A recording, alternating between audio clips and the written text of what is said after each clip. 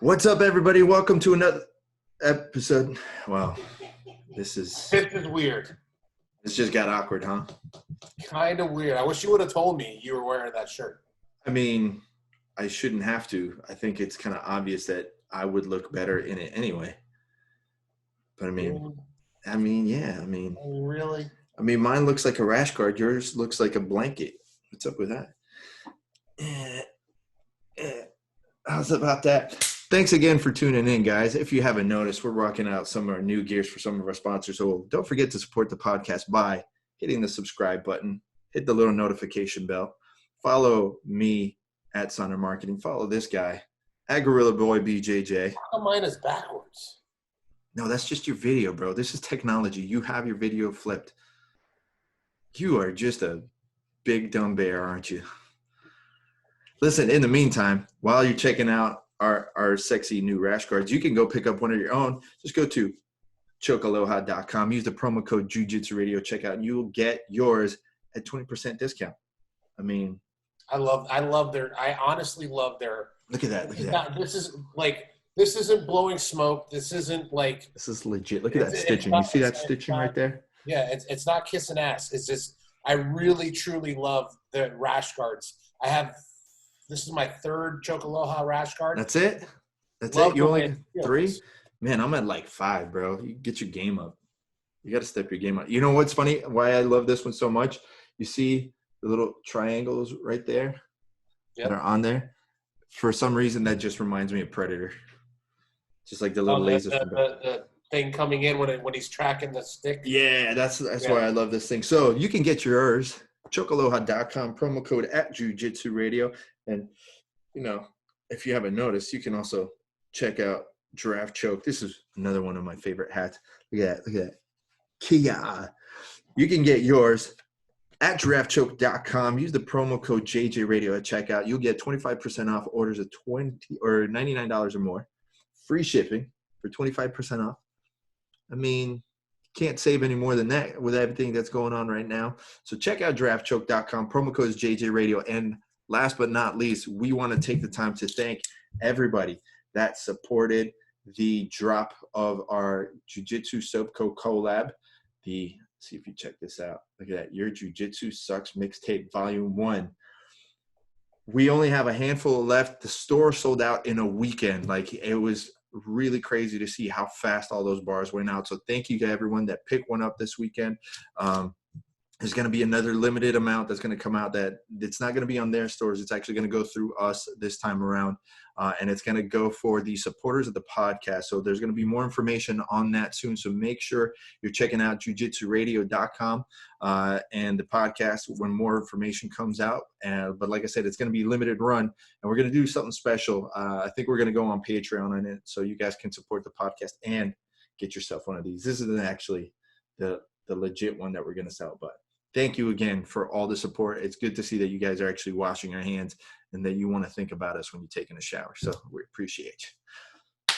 Now, this guest today is an amazing individual, hilarious. When Shawn told me that he was interested in coming onto the podcast, I was really excited. We listened to his podcast, I Suck At Jiu-Jitsu. Definitely listen to our podcast and then go listen to his podcast. You can follow him straight out of Granite City, the Josh McKinney. I want to go change my shirt. I'll be back. Okay. Please do. You kidding me, Bob?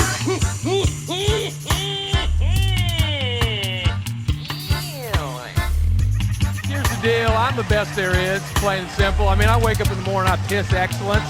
And nobody can hang with my stuff. Get stealing, woo, wheeling, dealing, limousine right, jet flying, son of a gun, and I'm having a hard time holding these alligators down.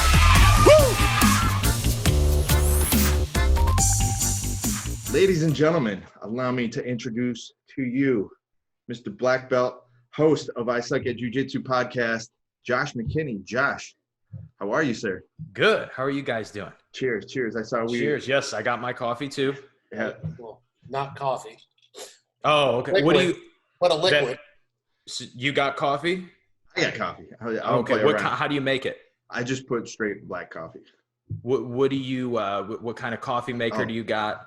I have a full-on espresso machine, like cappuccinos and stuff. I don't play around. You're talking to a professional. I dig it. Why, you ever do pour over? No, I don't. Man, pour over is as simple as it is. It does take longer, and you actually have to be hands-on. But as simple as it is by far my favorite coffee. Really? Smoothest. Okay, so you go for more smooth flavor instead of just give me the energy.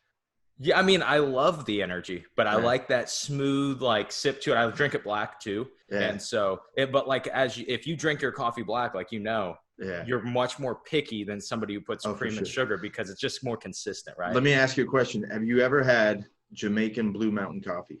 I have had that. Okay, that's when you know someone's legit. Cheers.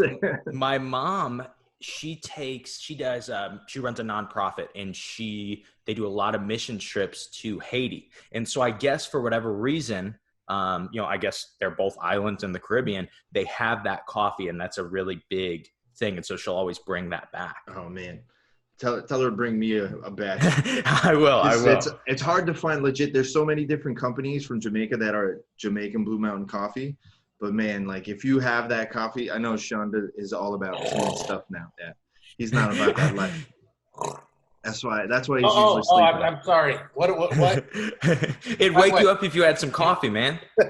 By the way, do me a favor. Both of you guys take out your man card from your wallet and rip it up. Oh. Because look, coffee is coffee. No. Chock full of nuts. 8 a.m. coffee. Put that stuff in the Mr. Coffee. Let the hot water run over it. Put some. Do you see the back, like his back wall? Do you see the sign on the back of his wall? What's it say, Shawn? It just says coffee. What? Oh yeah, it does say coffee. I didn't even think of that. It does. Yeah, man. Listen, it's just it's part of the morning. This is how deep I got into it like years ago. So you ever had Mocha Press, like the mocha coffee? So you ever seen those, like the metal, like tin cans kind of thing where it's like, yes. Okay, so that's Mocha Press, right? So all you have to do is put water at the bottom. In the middle, it's got the actual pod for where you to put the coffee grounds. Set it on the stove. Couple of minutes, it's ready to go, right? I got so deep where I needed coffee or I needed the energy because I was running like 3 days no sleep, like with the kind of stuff that I do. I would make one batch of coffee, and then instead of putting water at the bottom, I would take that coffee, put that in there, and put another new set of coffee. So I was doing like double. This is way worse than any double, triple shot you'll ever have at Starbucks. So if you need legitimate rocket fuel, that's the way to go. At that point, I feel like you should just start injecting it into your bloodstream. This close, like this close. At that point in time, it was really this close. I will admit, like when I was in Costa Rica and all the coffee they have is that pour, like they have that little stand, and then it was very good coffee. It is very good coffee. I won't lie to it. However, I take my coffee broke back. You guys seem to like it, cowboy with nothing in it. I like mine broke back. Give me a little sweetener. Give me a little cream. So do me a favor. Take your man card and rip that up and throw that out. So I was actually gonna bust your chops because I saw you had those Ray Dunn mugs. I see you got the whole stand in there. So you got caught up in that too, huh? Dude, no, I did not get caught up in it. I hate Ray Dunn. If you were to ask on this podcast if there was anybody in the world that you could fight without consequences, who would it be? It would be Ray Dunn. My wife, on the other hand, so she went on this mode of buying everything Ray Dunn. Like we have coffee cups, I cook a lot, and where I put my all my cookware is all Ray Dunn stuff. And it's all misshapen and it's got cookware on it and all this stuff. And one day, this is probably 2 months ago, we were at a store and there's a clearance thing and it says it was like a Ray Dunn sugar canister, and it was like $10. I was like, hey babe, do you want that? And she dead looked me in the eye and she said, no, Ray Dunn's not in anymore. And I was like, I literally have a kitchen. I have a Ray Dunn kitchen, and you're telling me it's not in anymore? It was heartbreaking. Listen, after all this, I'll get the photo. I'll send you a text of my friend's girlfriend's kitchen. Like, I busted chops. I'm like, I'm pretty sure you're dating a serial killer. Because every single thing, like, Shawn, I think you and I talked about this before. Did she get into it all the way to, like, you had to go to all the Home Goods and buy the red ones? Did she get into the red ones? She had some of those, and she never took them out of the package. Yeah. And then she, sold them on Facebook Marketplace. It actually made money off of them. That's what I did. I went and I picked them up. I'm like, these people are suckers. There's a giant Ray Dunn pillow. Like, eBay. Like, I bought, like, the picture frame. Like, these suckers will buy it. A $15 picture frame, I flipped it for $40. That's awesome. I'm like, they get mad, dude. These people were, like, obsessed with that stuff. But the fact that you guys know who Ray Dunn is, do me a favor, pull out your man card. Listen, man, I'm just trying to make money. If someone's paying for it. I have no idea who Ray Dunn is. I have no idea. You guys. No, man. It's killing me here. If it wasn't for my wife, I wouldn't know either. And I wish I didn't know. It's one of those things, like, once you see it, you can't unsee it. That's basically like that. You took the Ray Dunn red pill is what happened? Yes, that's exactly what happened. Man. So what are you doing now? So what does she do when she sees all those, like, labeled mugs and plates and all that stuff? She just walks right. She just, like, it's trash to her. You know, I can't even believe that you would even bring Ray Dunn up to my wife at this point. And I think it will probably come back eventually. I think that you give it a couple years, we'll have it all in storage in the garage or something, and she's going to bring out all the Ray Dunn again. But I feel like she walks by that stand and, like, just stops and is like, I can't even look at you. There's another alternative here, Josh. When I was 12, I was done with my Star Wars, which in retrospect, you fucked up. Yeah, I screwed up. But I was done. So what I did is I set up a little city out back. I lived out in the woods. Took out a 22 with a scope.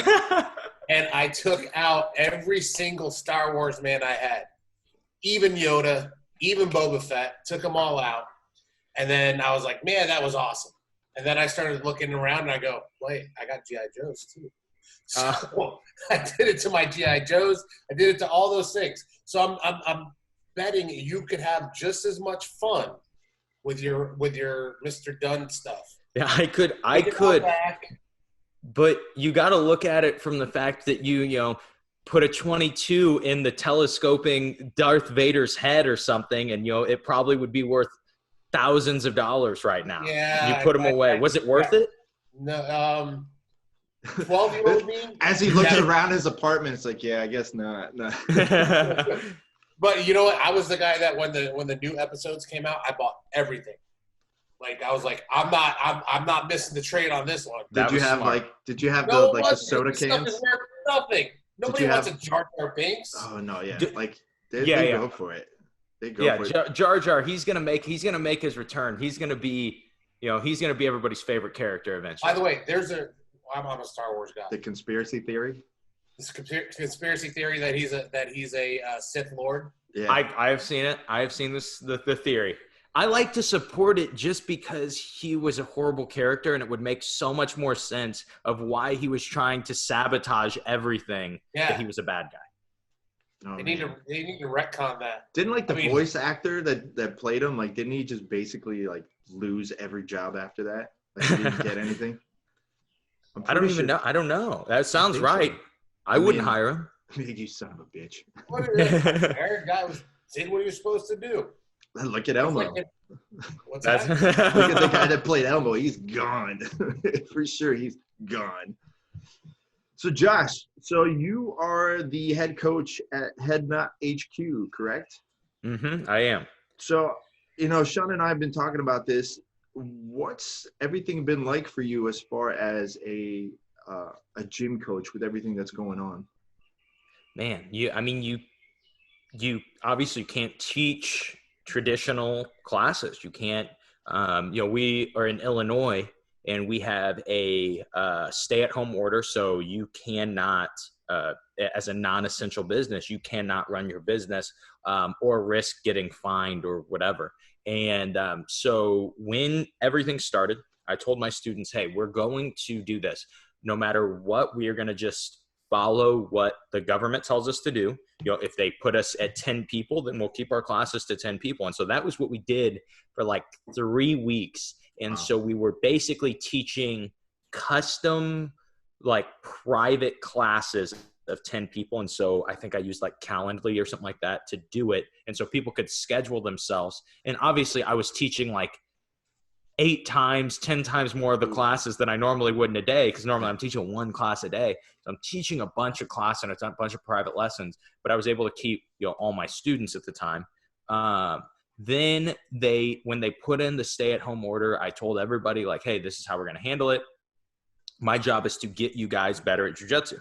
So every single day we will do something to get you guys better at jiu-jitsu. So I made an instructional that was 10 parts, released 1 part each day to my students. We have like a video library. They were able to do it. We've done, we're all TAC team, and there's 4 TAC team black belts in our area. So we decided we're going to trade off seminars at each other's schools when everything comes back, like when we're allowed to have seminars. And so it will be free to all of our students that stayed on. And then we also did some different Q&As and stuff. And we've been doing, like tonight, one of my coaches is doing a kids and teens Q&A on Zoom for all of our people. And I actually run 2 gyms. We have Head Nod HQ, which is my main gym, my headquarters, and then Head Nod Training Center, Jerseyville, which is about 45 minutes away from my gym. And I have a coach that runs it. And he's going to be running some kids stuff tonight. And so we're just trying to do something every single day for our people. And out of 160 students, we have had 3 pause their membership. And so that has been, amazing that we've been able to keep that many people on. Yeah, especially, with like the unemployment rates and all the stuff that's going on, that's a pretty good percentage. Did you obviously I don't want to get into anybody's like personal business, but did you have like a conversation with those like 3 people? Like, how is that kind of, I feel like that might be awkward sometimes. I had a conversation with everybody, and we don't do contracts at my gym. And I made sure to stress, hey, no one is under contract. This is what we're going to do. If you guys want to pause, the second that the gym opens up, you can come right back. There is no worries about that. It's, I basically said my job is to take care of you guys. Your job is to take care of yourself and your family. And so if it is, you're not able to because you can't, you're not able to pay your gym membership because you're taking care of yourself and your family, that's your job. That's what you're supposed to be doing. And I just always try to be really honest with my students, with my guys and girls. And I just have such a cool, awesome group of people. And the amount of support that I got on top of it was like, it was awesome. It really was. That's very cool. You're such a much better person than I am. Yeah, I could have told you that. Because to the guys in my school, I just go, well, here's a meme. I was putting 0 effort, and it's like, you guys been training? No? Okay, yeah, me either. That's cool. Well, that's yes, no. I do give them homework. I like, okay, you need to look at this guy. You need to look at this guy. You need to look at this guy. Because I tell them, look, while we can't physically train, we can train our brains. Mm-hmm. And science has shown that doing the moves in your head fires the same exact nerves as if you do it physically. So try to mimic it in your head as much as you can. And when we come back, you won't be as far behind the 8 ball as when we went into this. That is true. That's really good. And so I've been giving them homework here and there, but I just when it comes to the solo drills and stuff like that, I was like, I agree. I'm on the same page with that. I was going to ask you, so what would you recommend then to people? I don't have mat space. I don't even have mats at home. So what do you tell to those students? Obviously they're still supporting you. Mm-hmm. So what we did was like I said, I would love to have this great thing of I'm just this really intelligent, great leader. But the truth is, I just have been blessed with so many cool people around me. One of the dudes that I train with is a black belt. He's actually a Gracie Baja black belt, but we train together a lot. So you don't hold it against him, I take it. Yeah, I mean, I don't. I do hold it against him, but he does help me out. But anyway, he is his name's Jeff Schultz, and he did a podcast with me, and so I really just did it for my students, but I did it broadly. And he is going to be a doctor in like sports psychology. And so what we did was we sat down and he wrote up a thing on imagery training for jiu-jitsu. And he went through point by point. He had like this acronym that he went through and just talked about exactly what you were just saying about those nerves firing, how to get them. He talked about doing mental reps of things. And because that was something like when he's talked about imagery training before, I will be like, okay, I'm in the match. I'm grabbing my right hand is grabbing the lapel. I need to get milk. And then I'm like, oh, no, I messed up. I can't do this. I suck at imagery training. And he was saying, well, when you do that, that is one mental rep. He said, and you keep doing these mental reps until you start to be able to see yourself through a whole position or a whole move.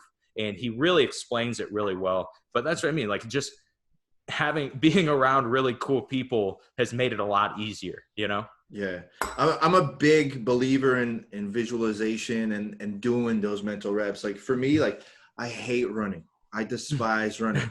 I mean, I grew up playing soccer and basketball and stuff like that. So it's like, I get it. Like, I know I have to do it, but man, it's one of those things that like after mile one, I'm like, yeah, I could do the rest. I don't need to, like it's that mental check. I'm like, oh yeah, I got it.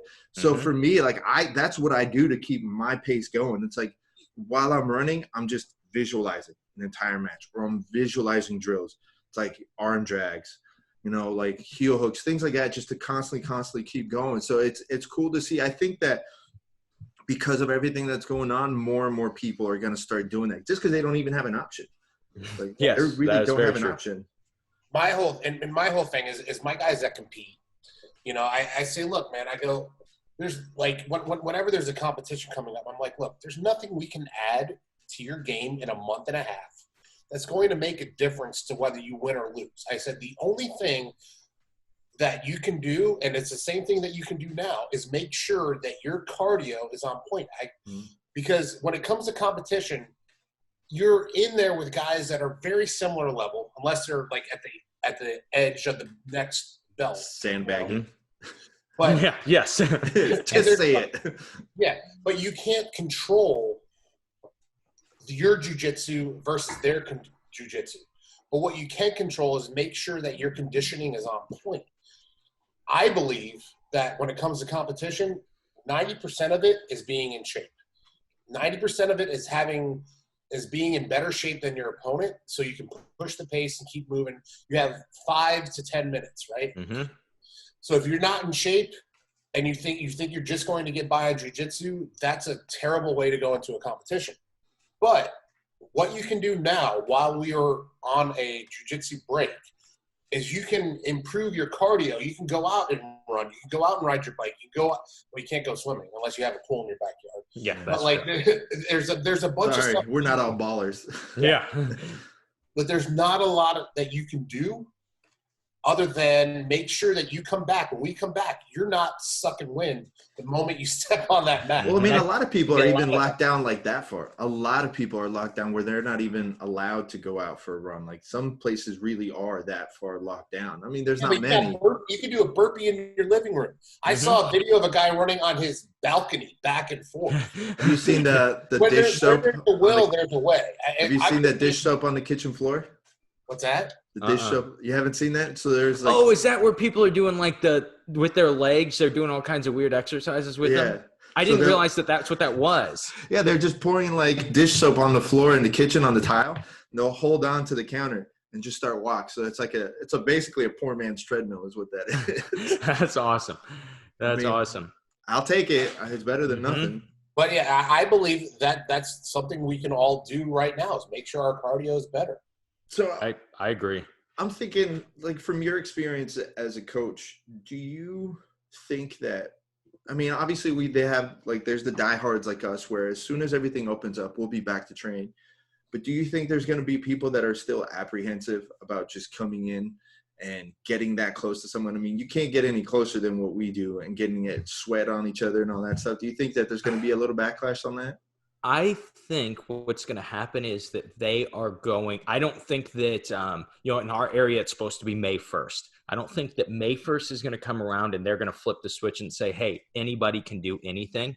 I think they are going to limit sizes of groups still, but you're going to be allowed to be in groups. I think easing into that is going to be okay. I think that's going to help. But I think it depends on your area. If you're in New York – and you have all these people that got sick. Like, if you look at Illinois, it says, all the statistics say like Illinois is a horrible state for coronavirus, but Illinois is Chicago, and then it's the rest of the state, right? It's Chicago, and then it's farmland, right? Mm-hmm. And so that's where we're at, and we're actually near St. Louis, Missouri. But in Illinois, we probably won't see that same backlash because not many people know somebody, their cousin didn't get it. You know what I mean? Like, yeah. But in New York, everybody got it. Everybody got it, man. People I watch on YouTube that live in New York are, not doing videos because they're sick, Yeah. And so I think it might depend on the area, and I could be wrong. It could be, everybody's like super gun shy about it, or, I know I have a good amount of my students that are stupid anyway, and they're going to go out and, and it's because of their leadership, and so we're going to go out and we're going to train, Yeah. I mean, it's different for sure in the metropolitan areas. I mean, I'm originally from Italy, so I have a lot of family over there. And I mean, everybody knows how hard they got hit.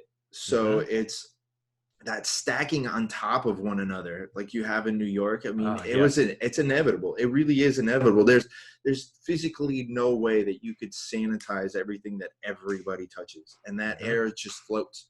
That air stays there. So I'm not surprised at all. If anything, I'm more surprised that they didn't get hit harder. Mm-hmm. You know what's funny is this has really changed the way that we have like at least me. I do things like if I go upstairs now, I don't touch the handrail.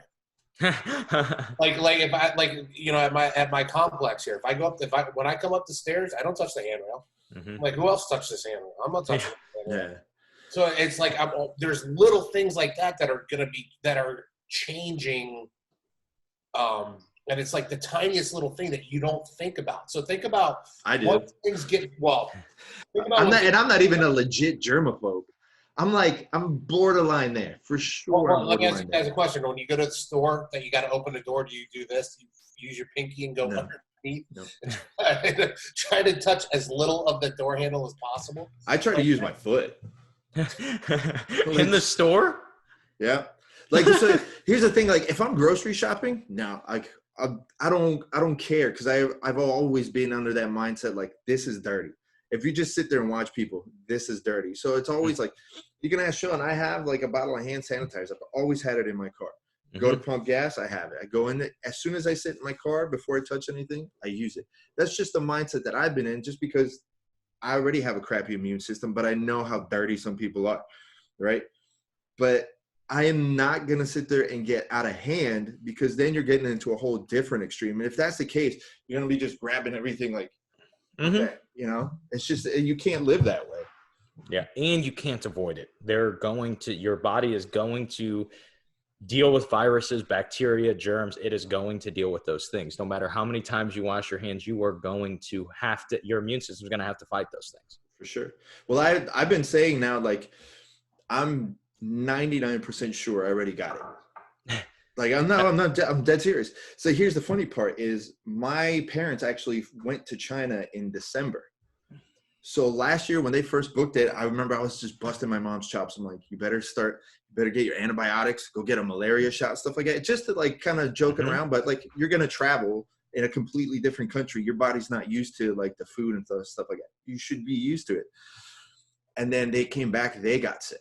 And then I got super sick. So like, there was like a couple of weeks where I like didn't go to talk to anybody, didn't do anything. I had a really, really bad cough, really bad. And we had to cancel one of the podcasts because you couldn't. Yeah. So like and it was weird because I was saying, I'm like, something's different. Like, cause I normally just get sinus infections. I had like surgery on my nose. So like I get sinus infections like that. So I was like, but this isn't a sinus infection. And I don't get colds like I used to. This doesn't feel like anything like in between. It was really weird. And I started coughing like crazy. I was just hocking up chunks, as gross as it sounds. I was just hocking up chunks. I was like, this isn't normal. Something's not right. Like I would get random like feverish and then I'd be all right. Like night I couldn't sleep. So then after about 2 weeks, like I started feeling a little bit better and then I crashed all over again.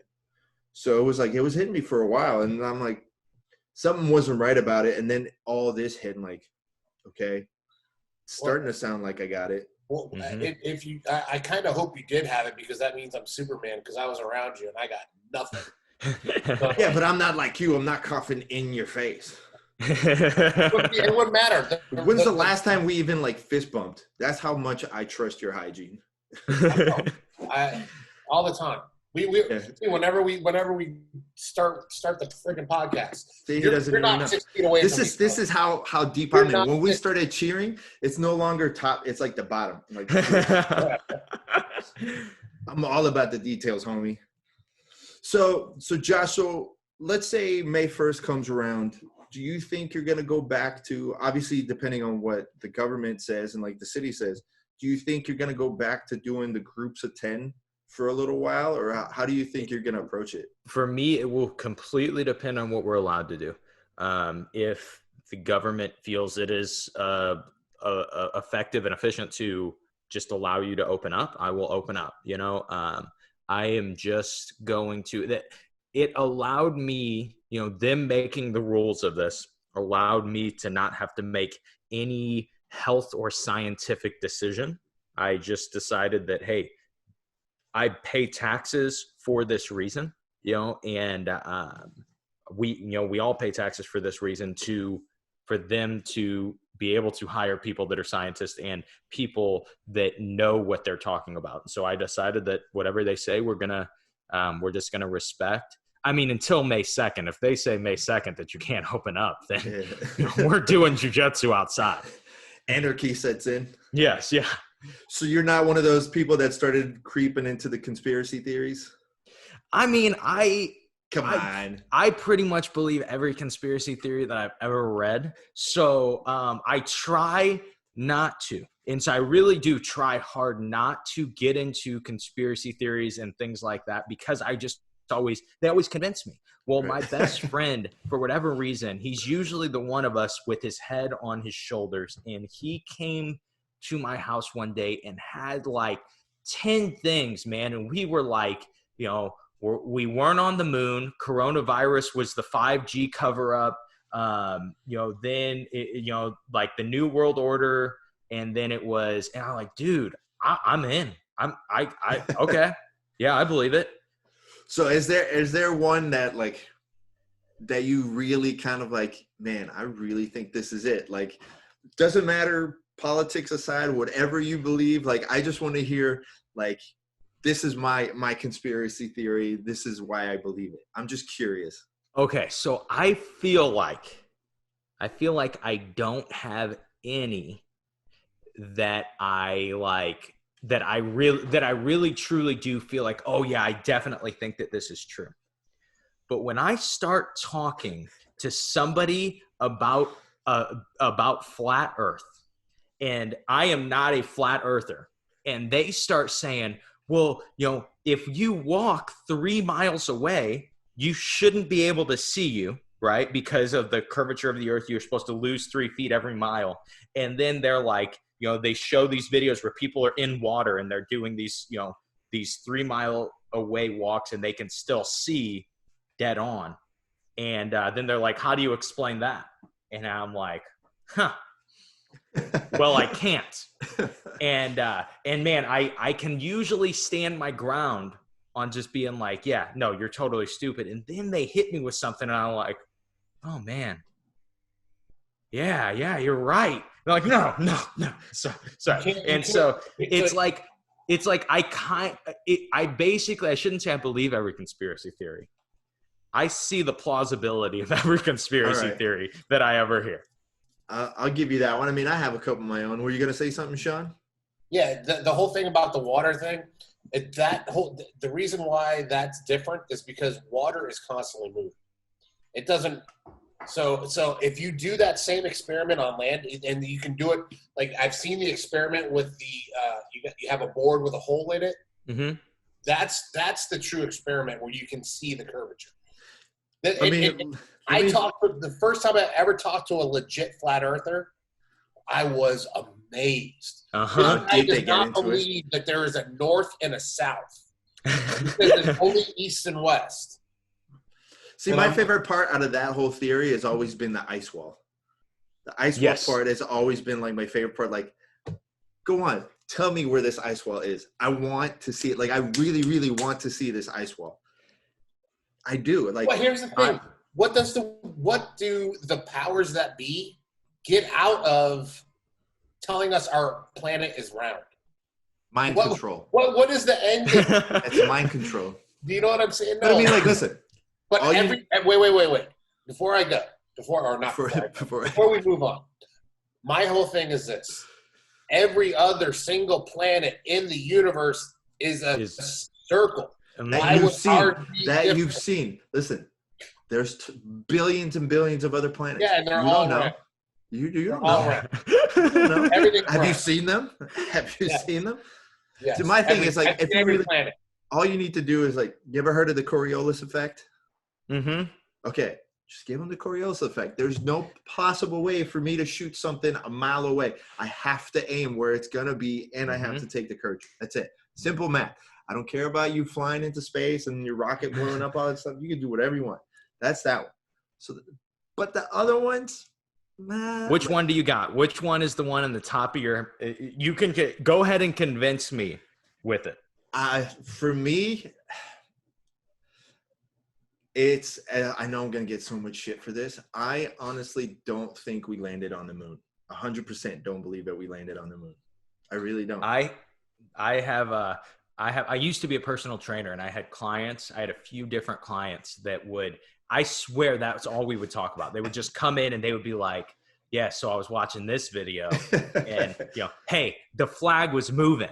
And I'm like, the flag's not move on the moon? And they're like, no, they're not supposed to. It's in a vacuum. I'm like, there is a small atmosphere on the moon. Every planet has an atmosphere. I'm not even worried about any of that. I'm not worried about any of that. That's not even like, I don't even have to get into that minute of a thing. My biggest thing is there's the Van Allen radiation belt, which is just a ton of radiation. So there's no possible way to get through it without you getting nuked. There's no way. So when you look at the actual like shuttle or whatever that they flew on, like the lunar landing module, man, it's this thin. It's literally like this thin. So you're telling me that handled the coldest space, doing all that. And then you look at it, it's like, my phone has more technology that entire like whole spaceship and computer system put together, right? So now, all that aside, you're telling me we could do this when we didn't even believe in seat belts, but now you can't make it out there. There's no reason for us to go there. There's just isn't. And then like China tried to do it last year. They went to the other side of the moon and then they couldn't do it. Like their satellite, whatever, couldn't make it. So it's like, that's the only thing that gets me. It's like, why could we do it back then, but not now? There are windows in the Van Allen. The radiant, right? But even then, it's like, so you're telling me those handful of missions that we went out there, the couple of times that we landed on the moon, learned everything that there is to learn about. No need to go back out there. That's my only thing. Granted, I know it sounds stupid, and I'm always like, I want to believe we landed. I think we did land. Do I really think it? I don't think like, so it's like, it's just one of those things to keep your mind busy. Like, I don't sit there and dedicate hours on footage, but that's just for me. What about you, Shawn? Tupac's still alive. Ooh, really? I would believe it. How come when he was saying we didn't land on the moon, I was like, yeah, I'll believe that. But then when you said Tupac is still alive, I was like, really? I didn't know that. Let's hear about it. There's been pictures all over the world of this guy that looks exactly like Tupac. he had an album come out Posthumous. after. Yeah, but that happens all the time. Yeah, but there were things that he talked about that happened after his death in that album. So it's like, the album that you're talking about, there's the thing that you got to look at it when there's stuff like that. And Josh, just so you know, like I spent most of my life working in the music industry. So like that's my background. So the album that you're talking about, if you listen to it, it's actually sound-alikes and stuff that they put in the background, and they're double track. So one of them, I'm 99% sure is Pitbull, like because I can sit there and dissect the whole album for you and show it. So there's a lot of stuff that the same way that you see the what's the AI thing, the fake, what's it called? Oh, deep fakes. The deep fakes. Like they can do the same thing with audio. Like it's super simple. It takes a little bit of time. So they just chopped and screwed everything together to make those along with a sound alike. It's super easy. Right. Okay. Sorry. So I got completely cut off. All I'm saying is it happened in the middle of conspiracy theories. We were saying it while you were gone. Maybe one of us is right. Just saying. Yeah. Literally, Tupac got into your Wi-Fi and cut it. He's outside your house right now with a pair of scissors, man. I wouldn't doubt it. Well, you know what? Look, dude, can you think about it? He's got all this money. He had all this fame. He had people wanting to kill him. Maybe he just wanted to roam the earth like Kane and Kung Fu, man. I think it was that close call in Vegas. He probably did get shut up in Vegas, and he was like, screw this, I'm out. It's not working. Dude, so I watched that Chris D'Elia stand-up on Netflix last night. And he talked about there was a cops, I didn't know this, but cops got to right after Tupac got shot, supposedly. This is the story. The cops got there and he was dying, but he was still alive. And the cop asked him, he's like, who did this? Tell us who did this. And Tupac goes, fuck you, and gave him the finger before dying. Oh my gosh.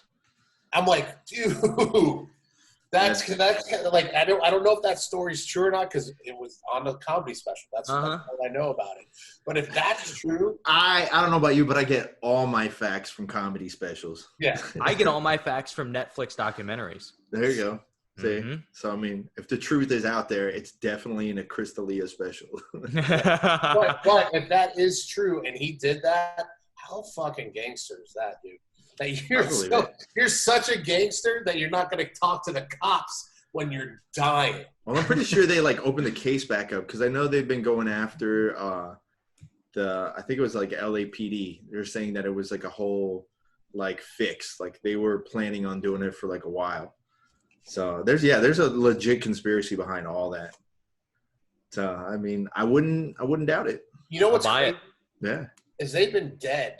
Biggie and Tupac have been dead for over 25 years, 26, 24 years. That's a long time for these guys to be dead and still be talked about and revered in hip hop. I mean, look at the Bruce Lee. There's still conspiracies going around of how he died, but there's one Bruce Lee. There's a bunch of rappers. That's true. You know what I'm saying? Rappers die all the time. Yeah, I know. That's what I'm saying. But but Biggie and Tupac, for some reason, stuck around. You don't even listen to Biggie or Tupac, so I don't know why. I listen to Biggie all the time. So, Josh, let me ask you, outside of jiu-jitsu, what have you done anything just to kind of keep your mind busy, trying a new skill or anything like that? So new skill-wise, no. I mean, not really. No, not new skill-wise. I do, I cook a lot. And so that is, that's something that I do even when I am training jiu-jitsu. So it's something that I've been doing, probably even more lately. You haven't been refining your cooking skills? I mean, some, but I'm a pretty good cook, man. So I don't have to, I just keep cooking, and you can only eat so much, I mean, I can definitely prove you wrong. I can. Do you have a specialty? Is there a Josh McKinney specialty meal? Man, it depends on what I'm feeling. I think one of my favorite things that I make is gumbo. I make really good gumbo. A family that lives south, and so we do some southern cooking type stuff. That's one of my favorite things. South? What do you mean? South, like Alabama. Okay. Yeah. I'm like, South Illinois. Yeah. What is it's not gumbo. That's not bad. So there's nothing really that's kind of been like, you know what, now that I got some time, maybe I'll start doing this or reading or anything like that. Like, what's been taking up more of your time? Man, I feel like, I've been doing a lot on my podcast. I've been doing a lot of body weight exercise type stuff. My wife and I have been doing together. She actually teaches yoga in the mornings, and she teaches it on like Zoom, I think, or something like that. And so I've been doing a lot of yoga classes, just doing a lot of stuff, man. And did you do any Raja? What is that? It's the yoga that I do yoga, but I can't go to the school that I've been going to. But it's all on the floor. It's a very relaxing, meditative yoga. I don't even know what if you've ever heard. Don't look at me, dude. I have no clue what he's talking about. Wait. Let me get my man card out. Go ahead and rip that up. So we're clear. You can go ahead and just get rid of that. Yeah. No, because that's one of the things that I miss a lot is the yoga. I do. Mm-hmm. I do yoga, multiple times a week when I could go. But now that I haven't been able to go, I've been trying to do it in my room. You should start your own yoga channel, Sean. Well, you should. Yeah. Fat boy yoga. Fat boy yoga. Come on, I like that. Oh my god, the memes I could make off of that one. That would be pretty good. I think it'd be just worth it just for that. So you brought up your podcast. How long have you been doing your podcast for? I started it. I think November. I think I started in November last year, November 2019. So what's the I'm trying to think of a way to say, like, what have you learned so far in just like your podcast? Okay, so a few things.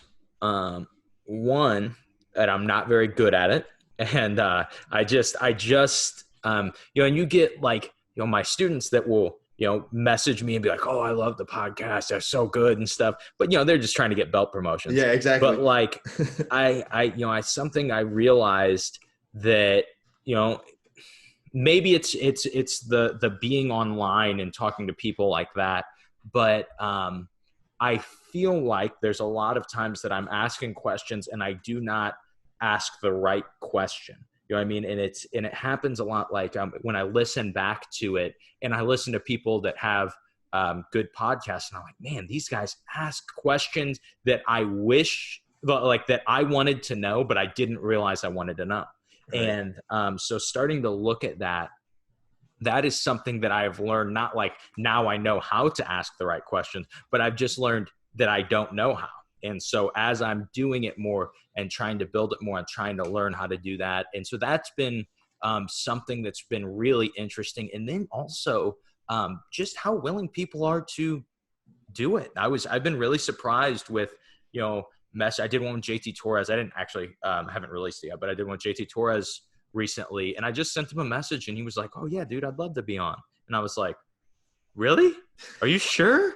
JT's awesome. He's an awesome dude. He's such a cool dude too. And so like that was something that I really enjoyed was, getting to just realize like people are so willing to come on and talk about their craft.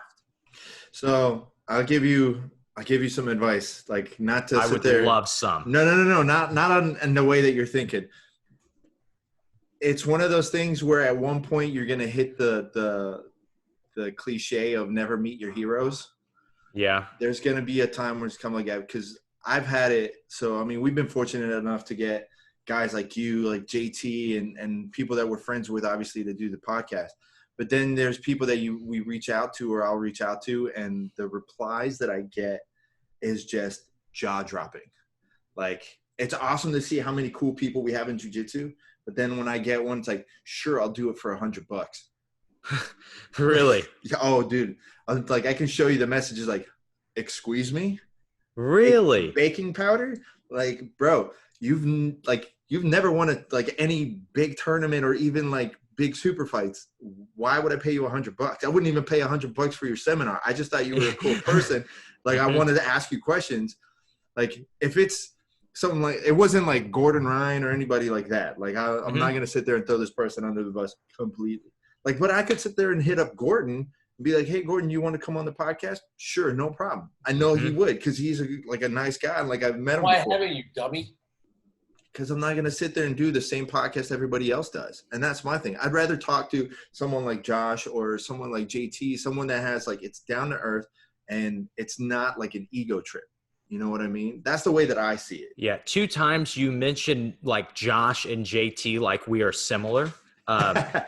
Just so you know, I'm not on, I am not on that level. You could, if you were doing like the hand signal and you put like, you know, JT up here and then you said, and then Josh, then I'd be like, oh yeah, that makes sense. The hand signal of like, yeah, that explains to people. But when you put them together, it almost makes it seem like there's some solidarity there. And no, but I mean, like isn't. in humanity wise and being a person, for sure. Like, you know, like it's the quality of the person, the way that I see it. But I'm not going to sit there and say like, okay, like Josh up here, JT, like, no, like it's never going to sit there and be that way. But I mean, when someone sits there and says to me, like, I'll do it for $100, like, okay, like, what am I going to get for $100 then? Because I'm not like, you know what I mean? It's like, it's stuff like that. Like at some point or another, it's going to hit. And like, I promise you, you're just going to be like, no. Who are your top 3 guests that you'd love to have? Mine? Yeah. Oof. That's tough. Okay, so I answered like who would be my top guest that I love to have, and there is I do always do question and answers on mine, and so I did that. Somebody asked that, and so my answer is I would love to have, and this is obviously a twofold thing. Right. I would love to have a celebrity that trains jiu-jitsu. A Ashton Kutcher or something like that, mainly because obviously having the fan base of one of those guys would be awesome if they shared the podcast. But I would also love to know what it's like to like get your blue belt and have people mad about it and like bashing you on like social media. Remember? Exactly. They went nuts on Jonah Hill. And I would love that. I would just out of curiosity, I would love to know what that's like. Like, man, how did you feel when you know what I mean? Like maybe you didn't put the same amount of work in that somebody else does to get their belt, but still you put in work to get this belt.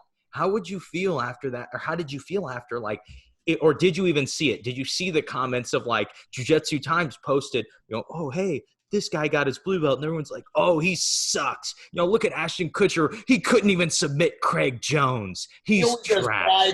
Okay, hold on. Because I was one of those people that jumped in on that. It wasn't anything about submitting Craig Jones.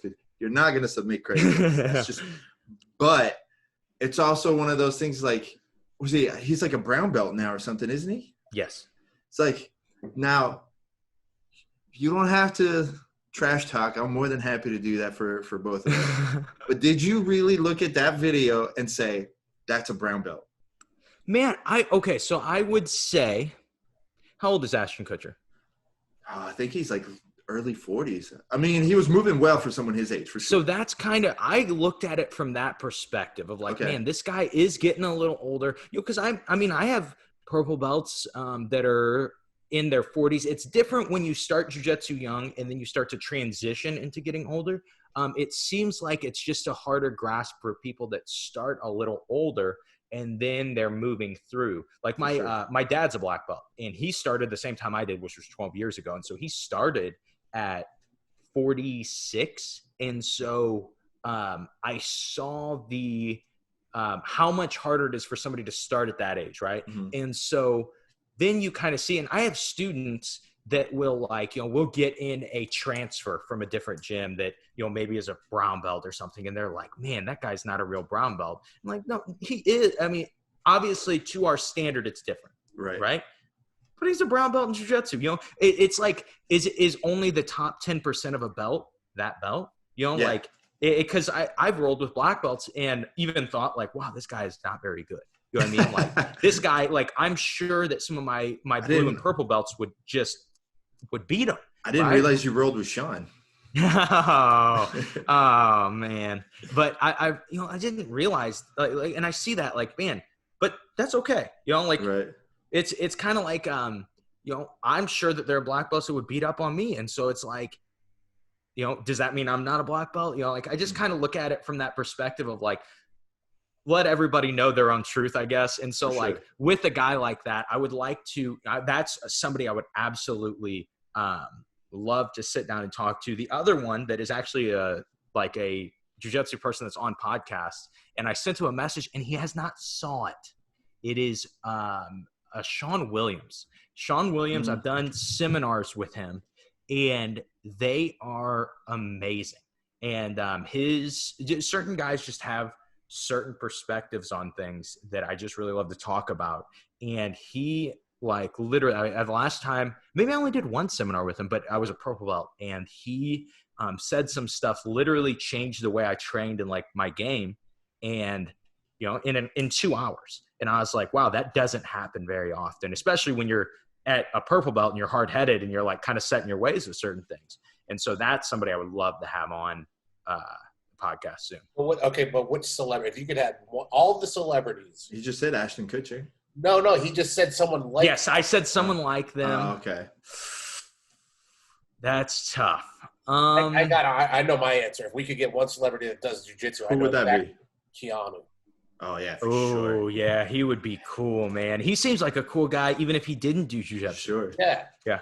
Like I think Russell Brand might be interesting, but he's a little too hippie with stuff, man. Yeah. I don't think I could. I think there would be a disconnect between, Illinois growing up Josh and, and Russell Brand, Mr. Six Addict UK, yes. Russell Brand. Yeah, exactly. I think there might be a disconnect. Maybe that would be fun. He's transcended what he was. That is. No, yeah, he's definitely like improved. Intellectual guru that happens to do jiu-jitsu. It's really weird what that guy has actually morphed into. You know what I was thinking is like the thing was it with what's his face, Seth, when he like posted his photo with the white belt, like that one was kind of like, man, the guy is actually putting in the effort. Like I think he got shit because he was wearing a show-your-roll gi as a white belt. It's like, bro, if I had the money like at a white belt and I could get a nice show-your-roll gi, I would have done it too. But with Ashton, I think, and I'm starting to think more and more that it was him trolling people because he knew people were going to talk shit, was the belt tying. I think the belt tying he has to be doing on purpose because there's no way that I would sit there and think that Jean-Jacques would be like, bro, we're not going to post that photo. We're going to post that photo of you with your belt like that. For sure he's going to be like, no, I'm going to tie it like this and see how many assholes are going to like talk about it. I saw, and this is 100% true. I will not name names, but there is a guy that I've trained with before, and he is I think he had won Worlds as a purple belt. And there was a picture that I was looking at, and I was just like, I'd never noticed it, but his belt was tied wrong in the picture. And he's a world champion purple belt. And so I'm like, okay, apparently the belt tying doesn't matter. Apparently it doesn't matter. Did you like just leave a comment, be like, hey, bro, what's up with the belt? Like, I just like, I think I just won't mention this. I don't know. I think I'll just hold this in. Josh, you said something that you said Shawn Williams said something that changed your whole game. When we had Neil Melanson on the other day, he said something that was so profound to me, and it's common knowledge. It wasn't anything that you would go, man, duh, or like, are you? That's what you would say. You would go, duh. But it was like it's not something you think about. And you're like, holy shit. Which was. I'm getting to it. Let me get to my point. I gotta have a setup. Have you not seen? I thought you were gonna leave me with a cliffhanger. I know, right? Like, but I'm not gonna tell you. Got to listen to the episode. Well, that's what I'm saying. Like, I'm waiting to hear you say what you heard at the seminar. Okay, I'll tell you guys in a second. But you go first. Right. So what he came from the military where he was a dog trainer and he learned about conditioning. And he says the people will do more to avoid pain than they will to gain pleasure. And it made me really think about jiu-jitsu a little bit different. He comes from that, I don't want to say meaner school, but if someone well, they'll definitely turn a certain way if they were trying to avoid pain in this one area or whatever. That is true. So it started making me think about, well, maybe I need to be a little meaner with my jiu-jitsu. And it's true. And that's why, like I say it all the time, like one of the benefits of like doing what I do, getting like to go around and film all these guys and take photos, is I learn a lot. And one of the people that I would say I easily learned the most from, like mentally changed my approach to the game, was Wagner. And he basically said the same thing. Like, you know, and he got tons and tons of shit. He's like, everybody needs to stop this bullshit about this gentle art. He's like, that's not what jiu-jitsu is. And the more that I went to see him and the more I watched him, like, man, the mean shit that he would do rolling with Gilbert and stuff like that, whereas like he wasn't trying to kill somebody, but he was doing jiu-jitsu like what it's supposed to be. I'm like, man, like that changed my game for the better, for sure. Mm-hmm. Man, and that's like, all right, I'll tell you mine. Mine. So this was from Shawn Williams. He was just finishing the seminar, and he did some Q&A, and I don't think anyone really asked anything directly at this. I think it was one of those things that like he just wanted to say, and it was really good. And he said, you know, when Hodger won the world, you know, his world open class title, his first one, he goes, you know, the highest ranking guy at his gym was a purple belt. And he said, you know, like, and this dude just beat everybody, you know, and I think, and like wasn't getting scored on. And he said, and so of course, when I got the chance, I asked Hodger, hey, how did you do it? How did you win that? And he said, and Hodger said, oh, well, you know, when I roll with my students, I only use timing and weight distribution. And he says, I will not use strength and speed when I'm rolling with my guys that I'm better than. And he says, so as I'm doing that, I'm actually seeing what works without any strength, without any resistance. And then he goes, and then as things get closer, I start to add my strength and my speed back. And so I'm doing these techniques that are quote unquote perfect because they're just using my weight and my timing. And he says, and then I start to be strong with them. And he's like, and that, you know, and I'm beating everybody. And right at that time for me, it was just the perfect thing to be told the right time. I was getting ready to open my school. I opened my school when I was a purple belt. And so I started going in and I started struggling to be able to progress when I had all brand new white belts I was training with, because they weren't giving me the right resistance. And so when I would try to resist into something, they would just like crumble. And so I was like, crap, this is not working. And so I started reflecting back on that. Like, man, I don't know what that means to roll without strength, but I need to figure it out because that's the only way I'm going to be able to get better with these guys. And so as I started to notice, like, man, there is no strain on my body at all. I am not yanking. I'm not pulling. I'm just able to move to the right position and find the right space. And I started doing that. And I felt like that point I started getting better faster than like I had ever gotten before.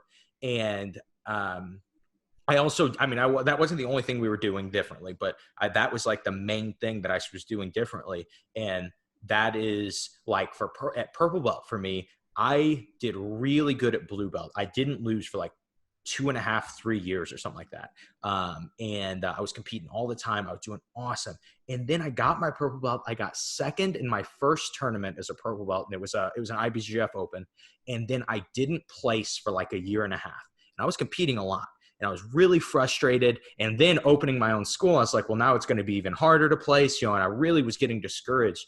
Well, that transition, like the last year of purple belt for me, I did really good again. And as a competitor, and I feel like I owe a lot of that to understanding and learning to roll without strength. When I competed, I was using strength, right? I was using my speed, my athleticism, all my physical attributes. But when it came into training, I was going into training to learn and not to win. And so I was trying to learn all these new positions and learn how the most efficient way to beat them. And then when I added, you know, a decent amount of athleticism to them, then I started really doing well as a competitor. Do you think I see it to be like an issue a lot in the gym, like you're saying, that when you go to roll at like the academy, it's like you're trying to win. You always want to be the guy that beats everybody in the gym. And it's an ego thing. But just because you're doing that, a lot of people don't realize maybe the guy that you're constantly beating is trying to learn something new. So he's just going to keep on being okay with being the nail. And it's like, so I look at it like this. People don't always realize that winning in the gym doesn't necessarily translate into winning in a tournament, right? Just because I can beat up one of my purple belts in the gym because I go to my best pass, I get side control, and then I tap him out, and I'm like, well, now I've won that round. I would have won the tournament. It doesn't translate when I'm fighting Murillo Santana, right? It's not the same thing. Yeah. And so I think it's really important. I think this is what people miss in jiu-jitsu. It's one of the biggest things. Is they think of jiu-jitsu as a whole, right? Jiu-jitsu as a whole is cool. But when you think about jiu-jitsu, jiu-jitsu is, it's a bunch of main positions. And in each position, it is a different fight. It is a different game. The more that you go in with an understanding of each one of those fights, the better you're going to get at jiu-jitsu. And so that's all when we do at my gym, when we run classes, we will stay on one position for a month. We'll do different moves, but one position for a month, and we will positional spar for 1 month. And the reason we do that is because when we get into these really specific positions, which are super common, right? I mean, how much, if you watch Black Belt Worlds, how much of Black Belt Worlds is just me standing up trying to pass the open guard, right? And so that's where I need to be spending my time, right? Instead of spending it just everywhere and spending it very broadly, I spend it very specifically. And then I start to, if I'm getting swept by people, it's okay because I'm just trying to learn this one position. I'm not even worried about it as like, man, I'm losing a jiu-jitsu match. I'm just losing a little battle, Mm-hmm. If maybe my guard's really good and I need to work on my stand-up, I'm just going to, or my top game, I'm just going to be hyper specific and just work on that one thing and lose a million times and try to take note the best I can. And as I take note, I'll start to go, and start to win in those positions. And then I'll start to get better. You look at it, it's just impossible to get good at jiu-jitsu all at once, but it's very easy to get good at one position at a time. I do something not similar, but at the end of every class, I ask my guys, I go, because the way I teach is I start with a move the first week and we build on that transition, a logical transition through the month. So by the end of the month, we're doing a whole transition. And I ask them at the end of every class after they're done rolling, I go, okay, how many people got the pass? How many people got the sweep? How many people got the arm bar that we've been training? And, I'll have one guy raise a hand, one guy raise a hand. Very rarely do I get everybody that raised their hand. Mm-hmm. I go, and my guys are probably sick of me hearing this because I say it so often. I said, guys, here's what we're doing. I go, you're not in here to win. If you're winning, raise your hand if you won everything you did tonight. And, they look around and then one person will raise their hand. I go, well, you screwed up. I go, because I say it all the time. This is not a battlefield in here. This is our laboratory. This is a science lab that you should be experimenting. I go, if you're not putting these moves into your game, you're selling yourself short. So it's time for you to because I want you to get tapped. I want you to get swept. I want you to get reversed. I go, because in here, it doesn't matter. I want you to lose in here. That way, when we go out, you're not going to lose as much, hopefully. But it's like you won't know unless you try. And the biggest thing I say it all the time, and I'm sure Alex has heard me say this 1,000 times, is if you always do what you've always done, you're always going to do what you've always done. That is so true. It's the stupidest thing, but it's like, yeah, you're not. If you're not growing, then you're not doing jiu-jitsu correct. Mm-hmm. See, like for me, it's like I actually pull from my music, and it's from like playing guitar. It's one of those things that I learned it a long time ago, and it hit hard. And it's the same for jiu-jitsu. If you are only going to play the songs that you're good at, that sound good, then you're not practicing. You're just showing off. If you're practicing, it's going to sound like shit, and it's going to keep on sounding like shit. So it's like your jiu-jitsu. It's like if you're going to avoid the positions that you suck at, you're always going to suck at it. And it's like, okay, well, your guard might be amazing, but the second you get into half guard, it's garbage. It's like, well, then like you got to keep working. A lot of people don't want that. They don't want that feeling of like, damn, I suck. They're just I'm good at this. I'm just going to do this. It's like, I think it is hard, ego wise to, be in bottom side control, right? Especially when you're supposed to be good at jiu-jitsu. I really do. For me, I feel like that maybe there are like 2 positions that I don't feel like I am a legitimate black belt at. Now, there are like 3 positions that I feel like I am a very good adult level competitor black belt at. Okay. And so, when I look at that, when I look at jiu-jitsu from that lens, that, obviously, regardless of if I'm good or bad, somebody wrapped a black belt around my waist, so I am a black belt, right? But I really try to be honest with myself. Man, we were doing, when I was a brown belt, I was running my own school, and I think it was at the end of brown belt, I was at No-Gi Worlds. I got on this guy's back, and I was on his back for 4 minutes before I submitted him. And I submitted him because he was on all fours and he looked up at the clock and I got my arm in.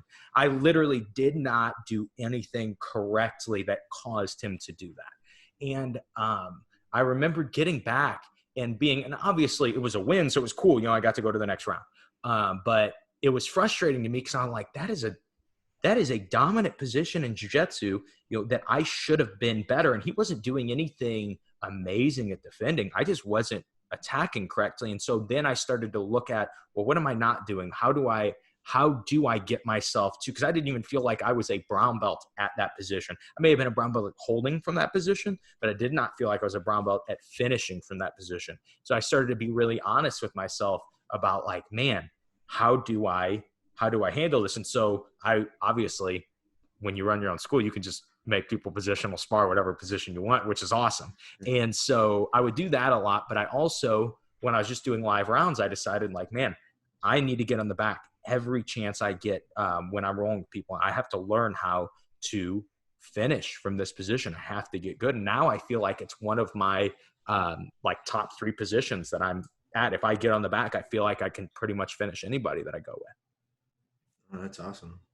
I got a question. I know we're kind of taking up a lot of time, but I'm just kind of curious from your experience. Did you get a lot of backlash in opening up a school as a purple belt? I didn't, right? But it was the area that I was in.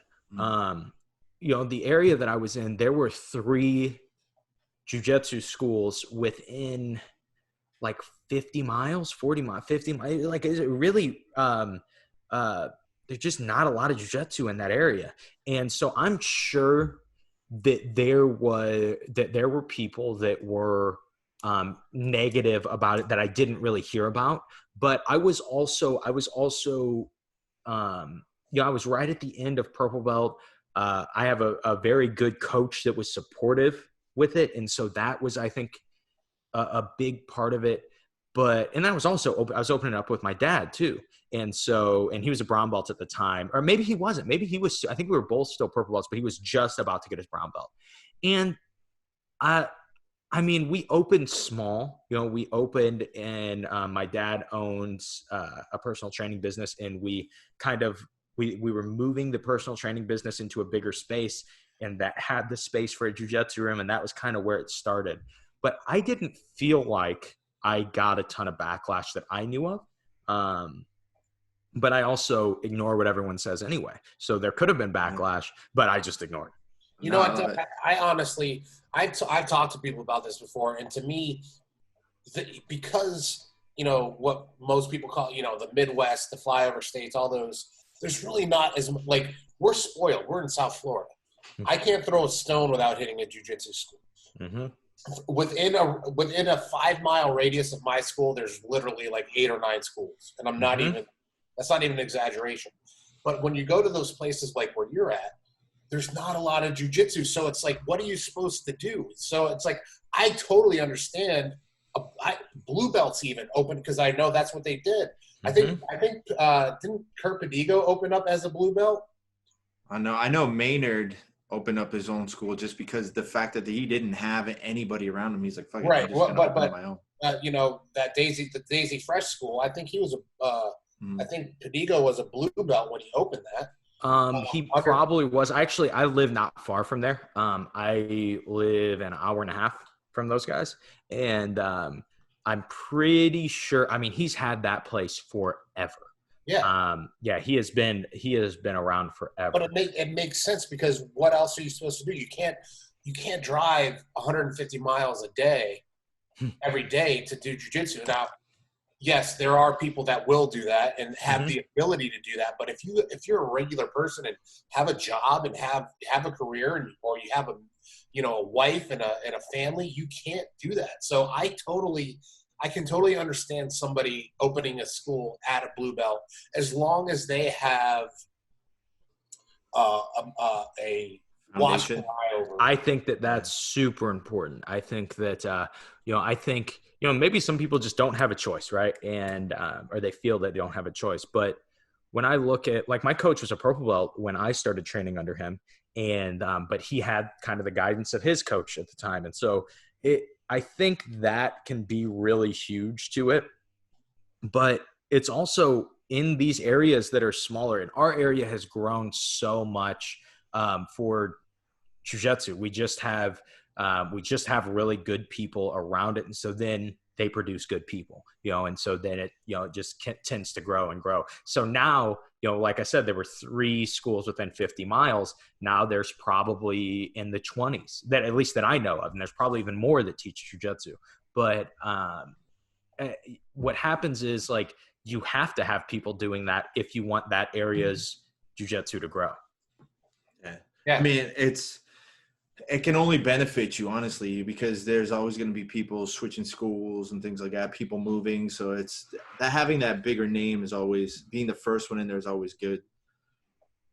That's for sure. I totally agree. That's awesome, man. We got to call it a day on this. Wait. I got to ask my question. Oh, God. Stop it. All right, you know it's coming. We're doing this. It's going to be the last question I ask every time. All right. Top 3 Netflix shows over the quarantine. Go. Top 3 Netflix shows. Okay, first one is or Amazon or whatever. Okay. So first one is without a doubt, for me, The Chef Show. Have you guys ever seen The Chef Show? With Jon Favreau? Yep, with Jon Favreau. That is by far my favorite show that I have found in forever. Okay, I just really, really. I really love him and Roy Choi. Just, you can tell, especially in the first couple episodes, that they were like, hey, we should get a film crew together and we should start a cooking show. And they were like, well, what should we do on this cooking show? And Jon Favreau was like, I don't know. Cook. Let's just whatever the fuck. Let's just I know Bill Burr. Let's make grilled cheese sandwiches with him. And so that was something that, and I just love cooking too. And so that was something I really, really enjoyed watching. And I've actually, I watched the whole thing of that. I have been rewatching through the USA show Psych. Have you guys ever seen Psych? It's so funny back in the day. Yeah. And so I had watched it, through probably even a few times, but I've been rewatching through it because that's just one of my favorites, man. It's a classic for me. Now let's think. Is there anything else that I have? This isn't a show, but my wife and I always have something that we're watching together. And so it's hard to find that balance, because if it's something you like too much, then you're like, you want to watch it on your own. Like, you just want to watch through it. I got time to wait for you. Exactly. But if it's something that sucks, you don't want to watch it because you're like, this is stupid. Right. And so we decided we were going to go through the Marvel movies. And so we have been going through that. I think we're on in chronological order. Okay. So you hit a nerve. You guys started me on something by asking that. Okay. So here's the thing about Marvel in chronological order. We have been just watching in order that they came out. When people try to make the chronological order argument, they always start with Captain America. And that is wrong, because Captain America is a flashback. The entire movie is a flashback. And so people are always like, oh, yeah, Captain Marvel is first. Captain America is a flashback. Yeah, because that started in the 80s. Mm-hmm. That's my truth. Okay. So what's your favorite out of the whole Marvel series? I really enjoyed was it Thor Ragnarok? Because like they went really funny on that, really humorous on that. I really enjoyed that. But like I really got into the Marvel movies. I really enjoy them. And so when Endgame came out, like my wife and I got tickets. I got tickets before the AMC app crashed and the website crashed. And so I had my tickets for we have what is that called? A Dolby Theater. And so like those are just so nice. You're in those awesome chairs. They shake during the FX chairs. Exactly. Yeah, they shake during so we got to watch it in that. We got to watch Endgame in that. And I probably watched it in the theater because I have one of those AMC like you pay monthly and you get to watch like 3 movies a week. Yeah. And so I probably went like 4 more times in the theater. So I would say like movie that I've watched so much I really still enjoy. I still get a tear every time, spoiler alert, every time Captain America straps on his shield tighter when he's about to fight Thanos' whole army and you hear the "Hey Cap" on your left. I got chills just even saying it myself. Favorite part. No, that's an awesome part. That's one of my favorite parts too. I think him picking up the hammer. That was pretty cool too. That to me was like the. And when Thor's like, I knew it. I fucking knew it. Have you seen the meme with? It's like a cartoon meme with why Magneto can never be in the Marvel universe. No. So it's a cartoon. So all of a sudden you see like Captain America shows up. It's like, we'll take care of you. And he goes, sticks with his shield. And then like all these other characters start coming up. He's like, really? Like Hulk shows up. He's like, really? You're going to beat up a Holocaust survivor? It's like, Hulk does not feel comfortable in situation. Takes off. And then Thanos shows up. He's like, really? You put the most strongest power in the entire universe in a metal glove. That's fucking hilarious. Like, oh, well, there goes the entire plot of every single like comic. I'll send it to you. Awesome. I'll tag it. It's fucking hilarious. I gotta. All right, I'll check it out. Josh, thank you so much for doing this. If anybody wants to follow you, hit you up. The Josh McKinney. It's at the Josh McKinney on Instagram. The I Suck At Jiu-Jitsu podcast is available everywhere, so make sure you guys follow that. Head Nod HQ of Granite City, Illinois. Yep, Granite City, Illinois. So make sure if you guys are ever in the area, please go check out Josh, obviously, when everything gets back to normal. Is there any last words you want to send out to everybody before we sign off? No, man. Wash your hands, I guess. Fucking wash your hands. All right. Josh, thank you so much for doing this, brother. Stay safe. I hope you and the wife are safe and healthy in the next couple of weeks. Hopefully you get the school back up and open. All right. Thank you guys for having me on. No, man. Thank you. And like I said, make sure you guys check out the I Suck At Jiu-Jitsu podcast. Check out Josh some more. Anytime you want to come back on our podcast, man, you're always welcome to. Awesome. Thank you, guys. Get some more conspiracy theories going out there. Of course. All right. Take care, brother. All right. You Thanks, too. Josh. That's it, everybody. Thank you so much to Josh McKinney for being a part of the podcast. Like we said, please go ahead and check out his podcast, I Suck At Jiu-Jitsu.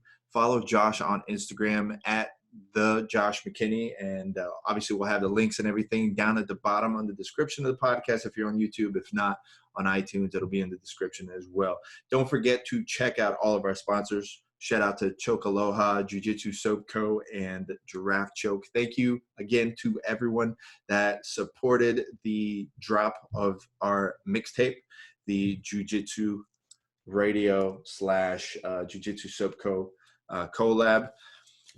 We're going to have a couple of extra bars coming out soon. It's going to be specifically for the VIPs that support the podcast, so more information is going to come out for that soon. Don't forget to follow the podcast at Jiu-Jitsu Radio on Instagram. Hit the subscribe button.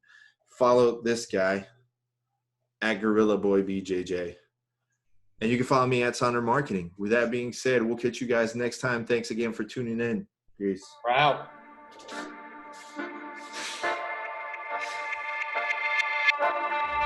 You kidding me, Bob?